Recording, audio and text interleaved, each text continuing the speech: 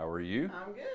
Good to How's see the you. shoulder? Good. Janice Holson just got a brand new grandbaby 3 weeks ago, bringing her to 3 young grandchildren, all under the age of 3. My older one, he yanks on my arm and pulls me to the swings and pulls me to the books and pulls me to his room. A painful feeling many can relate to, but for Holson, it's worse. I had an ongoing degenerative problem with my shoulder, and it just kept getting worse and worse and worse. An increasing pain she couldn't bear much longer. It just, in every way, it affected me, and then it got to the place that it affected me even when I was sitting up.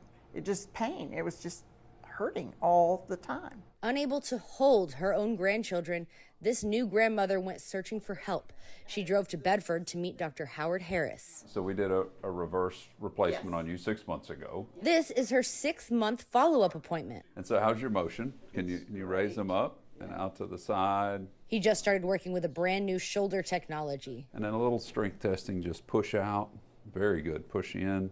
Janice was one of his first patients to try the innovative surgery, which aims to provide a quicker recovery. Less invasive procedures which take less time and are bone sparing or soft tissue sparing allow for patients to recover with less pain. The implant system features this stem piece. It's the actual replacement. So these are the implants that we put into the shoulder when we're doing a shoulder replacement.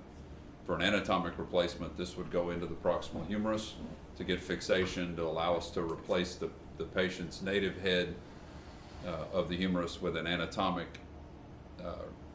sized matched implant. So this is the part Janice has inside her shoulder right now. Yeah, I'm bionic.